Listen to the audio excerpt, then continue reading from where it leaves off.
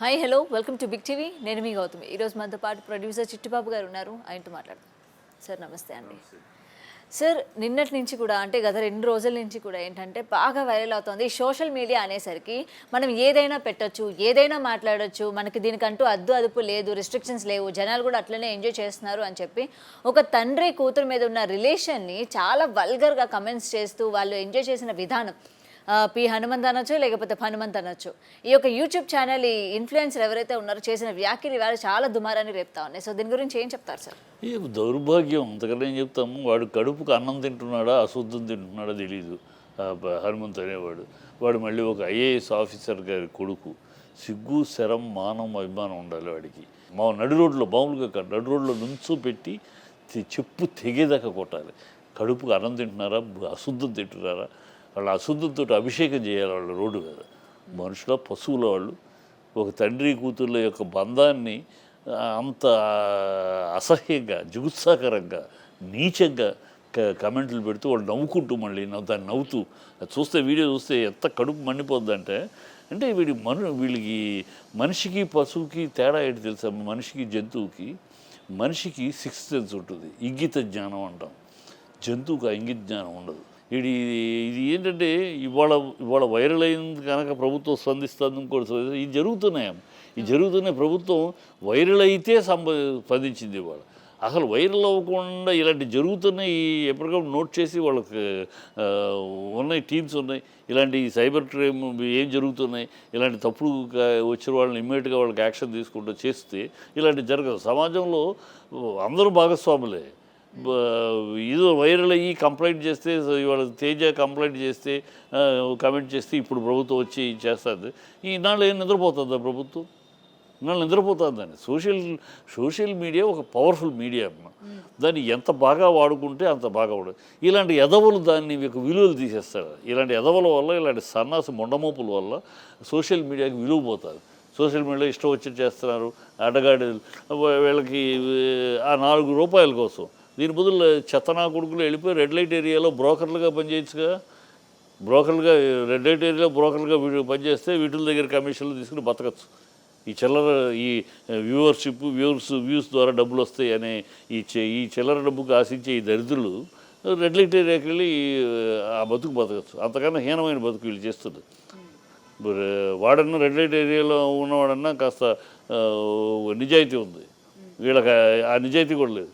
So these idiots fit for వీళ్ళు సమాజంలో బతకడానికి కూడా అర్హులు కాదు.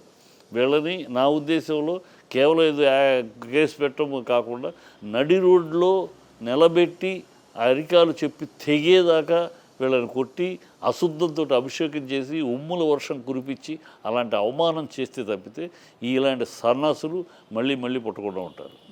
సార్ ఇంకొకటి ఇతని అంటే ఈ ఒక్క వీడియోయే కాకుండా ఆయన మొత్తం కూడా చూసుకుంటా ఉంటే అటు సినిమాల మీద ట్రోల్స్ కావచ్చు, రిలీజ్ అయిన టీజర్స్ మీద ట్రోల్స్ చూసాను. ఇది చాలా గతంలో కూడా నేను 2-3 సార్లు అతను ట్రోల్స్ మీద కూడా కమెంట్లు కూడా పెట్టాను. గతంలో చావుగుని గురించి కూడా కమెంట్ చేసి దేని మీదైనా చేస్తాడు. దేని మీదైనా చేసి ఇది హై ఒక తండ్రి కూతురు చక్కగా కూతుర్ని ఆడిస్తూ ఆయన స్నానం చేయించిన బిట్టు పెట్టుకుంటే ఆ పిల్లని బెల్ట్ తీసి బెల్ట్లో ఉయ్యాల్లో ఆడిస్తే ఇలాంటివి పెడితే దాట్ల మీద ఇలా చేయగలిగారంటే వాడి సజావైన పుట్టుకేనా వాడిది అసలు. వాళ్ళ తల్లిదండ్రులు అనకూడదు కానీ వాడు నిజంగా ఆ ఐఏఎస్ ఆఫీసర్ కడుపును పుట్టాడా వీడు? అలాంటి వాడైనా అనిపిస్తుంది. అంటే సరైన పుట్టుక సజావు పుట్టుకే కాదు అది. అలాంటి సజావు పుట్టినవాడు ఒక మనిషి పుట్టినవాడు ఎవడు ఇలాంటి పనులు చేయడం. ఇవాళ సారీ చెబుతున్నాడు. ఎవరికి కావాలి సారీ? చేసేసి సారీ చెప్తున్నప్పుడు కూడా అసలు నేను తీసిన వీడియో ఒక రకంగా తీసాను, జనాలు ఎవరికి కూడా ఒక రకంగా అర్థం కాలేదు, నెగిటివ్ గా తీసుకుంటున్నారు అన్నట్టు కూడా ఆయన ఎక్స్ప్లెనేషన్ ఇచ్చారు. ముండమోపి పెద్ద తెలివిగలడు సన్నాసి వీడు. ఎవరికి అర్థం కానంత పెద్ద ఇంటెలిజెంట్గా లేదు, అది చిల్లరతరంగా ఉంది. ఎవరికైనా అర్థం అవుతుంది వీడేదో పెద్ద తెలివిగా ఇంటెలిజెంట్గా తీసినట్టు ఈ ముండమోపి ఈ సన్నాసి మాట్లాడటం కన్నా వాడు తీసింది ఏదో గొప్పగా తీసినట్టు, అది అర్థం చేసుకోలేనంత గొప్పగా ఉన్నట్టు వెరీ ఫూలిష్ అండ్ ఇన్సేన్. అందరికీ ఎవరికైనా అర్థం అవుతుంది వాడు చెప్పింది. వాడు ఈ ఏదో మాటలేందుకు ఎవరికి అర్థం కాలేదు. వీడియో పెద్ద మేధావిలాగా ఒక పెద్ద ఇది చేసినట్టు నా మేధావితనం ఎవరికి అర్థం లేదు. ఈ గాలి మాటలేందుకు సన్నాసి? నేను చేసింది తప్పు తన చెప్పు తీసుకు తను కొట్టుకున్నా క్షమాపణ చెప్తే నా చెప్పుతో నేను కొట్టుకుంటున్నాను క్షమాపణ చెప్తేనే కాస్త అర్థం ఉంటుంది. ఇంకా నేను చెప్పింది అర్థం కాలేదు, ఈ బొండమొంపు వీడు చెప్పింది ఏంటి, వీడు ఏం చెప్పాడని అర్థం కాకపోవడానికి ఏం చెప్పాడు, ఏమన్నా పెద్ద కావ్యం చెప్పాడా లేకపోతే పెద్ద ఇంటెలిజెన్స్ తోటి కూడిన మాట చెప్పాడు. పచ్చి బూతు, పచ్చి చిల్లరతనం, పచ్చి సన్నాసితనం, పచ్చి ఇన్సేన్ థింగ్. దానికి ఏదో పెద్ద నేను చెప్పింది అర్థం కాలేదు చెప్పు తీసి కొట్టాలి అంతే ఇలాంటి వాళ్ళని.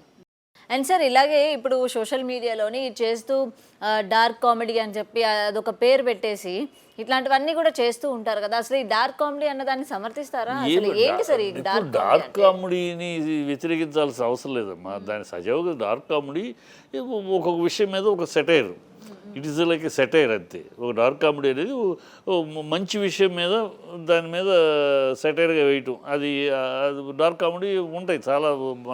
మన నవల్స్లో ఉన్నాయి. ఇప్పుడు గిరీష్ గారి పాత్ర ఏంటి కన్యాశుల్కంలో, dark comedy. So dark comedy is not a new thing. దాని తెలుగు పేరు డార్క్ కామెడీ అని పెట్టారు. మన సాహిత్యంలో ఉంది, మన ఇట్లో ఉన్నాయి డార్క్ కామెడీ. అది ఏంటి, ఒక చక్కగా హృదయంగా నవ్వుకునే విధంగా ఉంటుంది. ఒక దాని మీద ఆ కామెడీ భలే చెప్పాడు, ఇది ఈ విషయాన్ని భలే తిరగరాసి భలే చెప్పాడని ఒక ఎంజాయ్ చేసే విషయంగా ఉంటుంది, కానీ అసహించుకునేది కాదు. ఈ డార్క్ కామెడీ వీళ్ళు ఏంటంటే దాన్ని అసహించుకునే పరిస్థితిలో చేస్తున్నారు. దాన్ని బ్యూటిఫుల్గా వాడచ్చు, బ్యూటిఫుల్గా చేయొచ్చు. ఇప్పుడు పార్లమెంట్లో రాహుల్ గాంధీ కన్ను కొట్టాడు. కన్ను కొట్టిద్దాన్ని నిన్న మోడీ గారు బాలచేష్టలు అని అన్నాడు. బాలచేష్టలు ఇలాగ ఉంటాయి. సడన్గా మూడు వస్తే కౌగులించుకుంటారు, సడన్గా సభలో కూర్చొని కన్ను కొడతా ఉంటారు, ఈ బాలచేష్టలు. అతను బాలచేష్ట కాదు అది చేసింది, పొలిటికల్ చేష్ట, కానీ దాని బాలచేష్టలు అని ఈయన వర్ణించి. ఇది dark comedy. This is also a part of dark comedy. అంటే ఒక విషయాన్ని దాన్ని అలా తిప్పి చెప్పడంలో అది బ్యూటిఫుల్గా ఎంజాయ్ చేసే విధంగా చెప్పాలి. ఇప్పుడు నన్ను అందరూ ఎంజాయ్ చేశారు. మోడీ గారు చెప్పినప్పుడు బాలక ప్రవృత్తి అని చెప్పినప్పుడు అందరూ ఎంజాయ్ చేశారు. So that is effect of dark comedy. ఆ డార్క్ కామెడీ అర్థం కూడా తెలియకుండా, డార్క్ కామెడీ అంటే ఏంటి, డార్క్ కామెడీ ట్రాన్స్లేట్ చేసి చీకటి కామెడీ అన్నట్టు, అది చీకటి కామెడీ, చీకటి హాస్యం కాదు. వాడి పేరే దరిద్ర పేరు. అసలు డార్క్ కామెడీ ఏంటి, సెటైరికల్ కామెడీ. సెటైరికల్ డిఫరెంట్ కోణం, వేరే కోణం, ఇంకో కోణంలో ఆ విషయాన్ని చెప్పటం, ఇంకో కోణంలో చెప్పటం, వాళ్ళు చెప్పిన కోణాన్ని ఇంకో రకంగా వ్యతిరేకం అవుతూ కొడుతూ చెప్పటం, అది ఆనందిస్తాం. ఎవరైనా ఆనందిస్తాం. భలే చెప్పాడు, ఆయన చెప్పింది వేరు, వీడు దీన్ని ఇంటర్ప్రిటేషన్ భలే చెప్పాడే అని ఎంజాయ్ చేస్తాం. That is dark comedy. దాన్ని డార్క్ కామెడీ అని పేరు పెట్టేసారు. డార్క్ కామెడీ దరిద్రం పేరు. అది డార్క్ కామెడీ ఏంటి, పేరే చీకటి హాస్యం అని ఏమైనా ఉంటుందా ఎక్కడన్నా? ఉంటుందా? చీకటి హాస్యం ఉంటుందా? ఉండదు. ఇది పిచ్చి పేరు పెట్టారు. పిచ్చి పేరు పెట్టి ఏదో ఇవాళ డేస్కి ఇవాళ సమాజానికి సరిపోతుంది ఆ పేర్లు. సోదరాన్ని పిలిచేవాళ్ళం గతంలో, తర్వాత బ్రదర్ అని పిలిచేవాళ్ళం. ఇప్పుడు బ్రో అంటల్లా. బ్రో ఏంటి, బ్రోకరా లేకపోతే బ్రదరా? సమాజానికి అలవాటు అయిపోయింది ఆ బ్రో. ఇప్పుడు ప్రతివాడు బ్రో అంటాడు. ఏంటో సోదరాన్ని శుభ్రంగా పిలుచుకోవచ్చు, బ్రదర్ని పిలుచుకోవచ్చు. అది వదిలేసి బ్రో ఇదేదో ఎలా దరిద్రంగా ఉంటుంది. అందరూ కాదమ్మా, అందరూ చూడలేదు, అందరూ కాదు. కాకపోతే చెడు ఆస్వాదించినట్టు, చెడు అట్రాక్ట్ చేసినట్టు ఇంకోటి తెలియదు. మీకు ఇక్కడ విషయం, రామ్ గోపాల్ వర్మ అమ్మాయి కాళ్ళు నాకుతూ పెట్టాడు. మంచి బేభత్సమైన వ్యూస్ వచ్చినాయి, కొన్ని మిలియన్ల వ్యూస్ వచ్చినాయి. అందుకని అది కరెక్ట్ అంటామా? కాదుగా, కరెక్ట్ కాదుగా. కొన్ని మిలియన్స్, కొన్ని అంతకు మించి మిలియన్స్ రిజెక్ట్ చేసేది. అది వాడు రిజెక్ట్ చేసేది చూసి అని అసహించుకుంటే వాడు కామెంట్ పెట్టడు కదా. ఈ ప్రవృత్తి ఉన్నవాడు, నెగిటివిటీ, ఈ దరిద్రపు మైండ్ సెట్ ఉన్నవాడు దానికి ఆహా ఓహో అని పెడతాడు. అది చూసేసుకుని ఆహా ఓహో అని పురిత రామగోపాల్ వర్మ దానివల్ల మంచి వచ్చిందా చెడు వచ్చిందా? ఇన్ జనరల్గా వ్యూస్ ఏమైనా జనాలు చీ అని తిట్టారు కదా, తిట్లు ఎక్కువ వచ్చినాయి. అసహించుకుని మళ్ళీ అందుకని పెట్టడం మానేశాడు. అట్లాగూ వ్యూస్ వచ్చినాయి కనుక అది గొప్పది, వ్యూస్ వచ్చినాయి కనుక అది గ్రేటు అనుకుంటే మూర్ఖత్వం. అంతకన్నా సన్యాసితనం, సన్నాసితనం కూటుండదు. Right sir. సో ఏంటంటే ఎలాగైనా సరే పోలీసులు స్ట్రిక్ట్ యాక్షన్ తీసుకోవాలి. తిననే కాదు, ఇవాళ వెలుగులోకి వచ్చింది కాబట్టి తినని మనకు తెలిసింది. సో వెలుగులోకి రానివి ఇంకెన్నో ఉన్నాయి, ఇంకా ఎంతమందో ఉన్నారు. అదే ఇంత వైరల్ అయినాక వాళ్ళు కళ్ళు తెరిచారు మేము ఉన్నామని. ఇది ఇలా వైరల్ అవ్వకుండా చాలా జరుగుతున్నాయి. వాటి మీద ప్రభుత్వం కన్నెందుకు వేయలేదు? దానికి ఒక డిపార్ట్మెంట్ ఉంది కదా, వీటి మీద యూట్యూబ్లో వచ్చేదానికి డిపార్ట్మెంట్ ఉంది. ఆ డిపార్ట్మెంట్ అప్రమత్తంగా ఎందుకుంటే మన కర్నూలులో ఒకటి జరిగింది ఇట్లాగే. కంప్లైంట్ ఇస్తే పోలీస్ కంప్లైంట్ తీసుకునే పరిస్థితిలో లేడు. ఇవన్నీ ఎక్కడమ్మా ఉన్న పనుల్లో, ఇవన్నీ ఎక్కడని ఆ అమ్మాయి ఇంటర్వ్యూలో చెప్పింది, ఇవన్నీ ఎక్కడ తీసుకోగలమ్మా ఉన్న పనుల్లో అని అన్నారు. సో ఇవాళ వైరల్ అయింది కనుక కంప్లైంట్, వైరల్ అయింది కనుక ఒక సినీ సెలబ్రిటీ వచ్చి కమెంట్ చేశాడు కనుక, సినిమా వాళ్ళందరూ కమెంట్ చేశారు కనుక ఇవాళ ప్రభుత్వం మేలుకుంటుందా? ఈ ప్రభుత్వం అని కాదు, ఏ ప్రభుత్వం అని కాదు, ఈ అన్ని ప్రభుత్వాలు ఈ దేశంలో ఈ ఈ విషయాలు పట్టించుకునేవి ఎక్కడ పట్టించుకుంటామనే పద్ధతిలో ఉన్నారు. ఇంతకన్నా మించిన సమస్యలు ఉన్నాయని. ఎందుకంటే ప్రతి పొలిటికల్ పార్టీకి వాళ్ళ సమస్యలు వాళ్ళకి. అధికారంలోకి ఎలా రావాలి, అధికారంలో ఉన్న వాళ్ళని ఎలా దింపాలి, ఈ పార్టీ నుంచి ఎవరిని మన పార్టీలో లాక్కోవాలి, మన పార్టీ నుంచి ఎవరు వెళ్లకుండా ఎలా కాపాడుకోవాలి, ఈ సమస్యలతో సతమతం అవుతున్నారు వాళ్ళు. ఈ సమస్య, ఈ ప్రజా సమస్యల గురించి ఏం పట్టించుకుంటారు వాళ్ళు? ప్రజల లెక్క వాళ్ళకేంటి, డబ్బులు ఇస్తే ఎలక్షన్ అప్పుడు డబ్బులు ఇచ్చితే ఓట్లు వేస్తారు. ఇంకా ఆ సమస్యల గురించి మనకు ఎందుకు? ఓట్లు వచ్చే విషయాలు అయ్యి, దీనివల్ల ఓట్లు వస్తాయా? ఓట్లు వచ్చే విషయాలు అయ్యి, ఓట్లు వచ్చే వాటి మీద వాళ్ళ concentration. Political system in our country is అంత డూబియస్గా ఉంది, అంత ఇర్రెస్పాన్సిబుల్గా ఉంది. దాన్ని మనం ఏం చేయలేము. ఎందుకంటే దాంట్లో మన తప్పు, భాగస్వాములు ప్రజల తప్పు కూడా ఉంది కనుక. మనం ఎవడు డబ్బు ఇస్తాడు, ఎవడెంత ఎక్కువ ఇస్తాడు, నలుగురి దగ్గర డబ్బులు తీసుకుంటాం, దాన్ని బట్టి ఓట్లు వేయటం తప్పితే మనం ఒక క్యారికేచర్ని బట్టి, ఒక మనిషి ఒక వ్యక్తిత్వాన్ని బట్టి, ఒక మనిషి పనికి వస్తాడు అని దాన్ని బట్టి ఇట్లా ముఖం చూసి వేసేస్తున్నాం. ముఖం చూసి ఓటేయటం, ముఖం చూసి ఒక నాయకుడు ముఖం చూడటం, ఇక్కడ ఉన్నవాడు మొహం చూపించుకుని ఓటేస్తే మనం వేసేస్తున్నాం, డబ్బులు తీసుకుంటున్నాం, వేసేస్తున్నాం. మనకు అర్హత ఎక్కడిది? ఎప్పుడైతే డబ్బు తీసుకుని నువ్వు అమ్ముడు పోయినాక నీకు ఇంకా అర్హత ఎక్కడిది ప్రశ్నించడానికి, అడగడానికి సమాజం? సో సమాజం కూడా భాగస్వామి దీంట్లో. ఇలాంటి తప్పులు జరగడానికి, పేటరేగిపోవటానికి ఎవ్రీబడి ఈజ్ రెస్పాన్సిబుల్. మనం వేలెత్తి వాళ్ళని చూపడం, ఆ వేలెత్తేటప్పుడు 4 వేళ్ళు మన చూపిస్తున్నాయని సమాజం గుర్తుంచుకోవాలి. నన్ను ఈ విషయం వేరు, నన్ను ట్రోల్ చేసినా పర్లేదు, కానీ society is at mistake. Society has become irresponsible society. ఇప్పుడు పేరెంట్స్ ఉన్నారు, పేరెంట్స్ ఇర్రెస్పాన్సిబుల్. మన పిల్లలు ఎక్కడున్నారు, ఎక్కడికి వెళ్తున్నారు, ఏం చేస్తున్నారు, ఏమిటి, నోబడీ ఈజ్ కేర్డ్.